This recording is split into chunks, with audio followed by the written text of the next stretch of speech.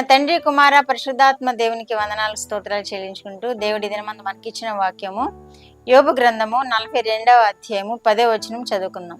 మరియు యోబు తన స్నేహితుల నిమిత్తము ప్రార్థన చేసినప్పుడు యెహోవా అతని క్షేమస్థితిని మరలా అతనికి దయచేశాను.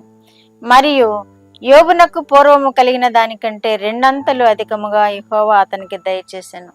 దేవుడి వాక్యం ద్వారా మనల్ని దీవించునుగాక, మనల్ని కూడా క్షేమస్థితిలోనికి నడిపించునుగాక, పూర్వము కంటే రెండంతల ఆశీర్వాదాలతో మనల్ని నింపునుగాక. యోబు భక్తుడు చేసిన ప్రార్థనలు మనం విన్నాము, ఆయన పడిన శ్రమను మనం విన్నాము. ఆయన మిత్రులు ఆయన ఎంతగా తక్కువ చేసి అవమానపరిచి ఎంతగా ఆయనని నిందించిన మాటలు మాట్లాడుతూ ఉన్నారు మన వాక్యాల్లో చూచాము. తండ్రి అయిన దేవుడు వచ్చి వారి మాటలు దేవునికి ఇష్టం లేదు, యోబు గారిని నిందిస్తున్నట్లు ఆయన్ని మహింపరిచినట్లు దేవుడు గుర్తించి వారి మాటలు దేవునికి ఇష్టం లేకుండా ఉన్నారు.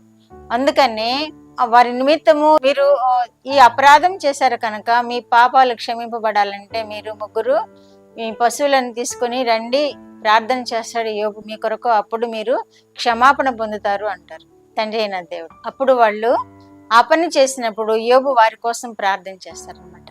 యోబు తన స్నేహితుల నిమిత్తము ప్రార్థన చేసినప్పుడు, బలి అర్పించిన తర్వాత వారి కోసం ప్రార్థన చేసినప్పుడు యెహోవా అతని క్షేమస్థితిని మరలా అతనికి దయచేసాను. ఎంత అద్భుతం చూడండి.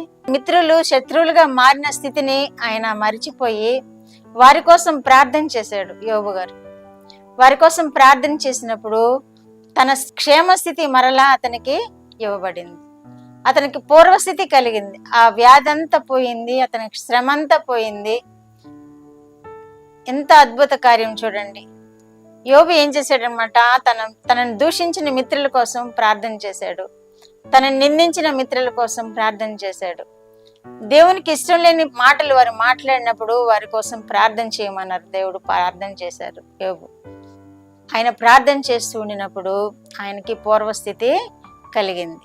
మనము కూడా మన శత్రువుల నిమిత్తం మనం ప్రార్థన చేసినప్పుడు మనం హెచ్చింపబడతామని ఈ వాక్యం ద్వారా అర్థం చేసుకోగలుగుతున్నాం. మనల్ని ఎవరైనా నిందించినప్పుడు, మనల్ని ఎవరైనా దూషించినప్పుడు మనము ఇంకా ఎక్కువ రియాక్ట్ అవ్వకుండా వారి కోసం ప్రార్థన చేసినప్పుడు యోబు వల్లే మనం కూడా రెట్టింపు ఆశీర్వాదాలు పొందుతామని ఈ వాక్యం ద్వారా మనం గ్రహించగలుగుతున్నాము. ఇంకా అంత మాత్రమే కాదు, యోబుకు తనకు పూర్వమున కలిగిన దాని అంతటికంటే రెండంతలు అధికముగా యెహోవా అతనికి దయచేశాను అంటున్నాడు. అతనికి పూర్వస్థితి రావడం మాత్రమే కాదు, తనకి పూర్వము కలిగిన దానికంటే రెండంతల ఆశీర్వాదాలు దేవుడు యోబుకి కలుగు చేసిన విధానాన్ని మనం చూస్తున్నాం. కాబట్టి మనము కూడా మన శత్రువులను ప్రేమిద్దాము, మన శత్రువుల కోసం ప్రార్థన చేద్దాము, వారిని క్షమించమని మన దేవుని దగ్గర వేడుకుందాము. అప్పుడు మనల్ని క్షేమంగా ఉంచుతాడు. ఇప్పుడున్న స్థితి కంటే రెండింతల అధికమైన ఆశీర్వాదాలు దేవుడు మనకి ఇస్తాడని ఈ వాక్యం ద్వారా మనం తెలుసుకోగలుగుతున్నాం. కాబట్టి ఆ విధముగా మనం కూడా ఓర్పుతో సహనంతో ఉందాం. ఎవరైనా మనల్ని నిందించినప్పుడు యోబు భక్తుడు ఆ ముగ్గురు మిత్రుల్ని ఏమీ అనలేదు, ఏమీ దూషించలేదు, ఏమీ నిందించలేదు. వారే నిందించారు, వారే దూషించారు, వారే వీరేదో పాపాలు చేశారు కాబట్టి ఎలా శిక్షింపబడ్డారని నిందలు వేశారు. కానీ యోబు అయితే వారి నిమిత్తము ఏమీ మాట్లాడలేదు. కానీ ఓర్చుకున్నందున దేవుడు యోబునికి అధికమైన ఆశీర్వాదాలు ఇచ్చాడు, అధికముగా ఆయన్ని హెచ్చించాడు, పూర్వస్థితిని కలుగు చేశాడు. ప్రార్థన. మా దేవ, మా ప్రియ పరలోక ప్రభువా, మీ పరిశుద్ధ పాదములకు వందనాలు స్తోత్రాలు.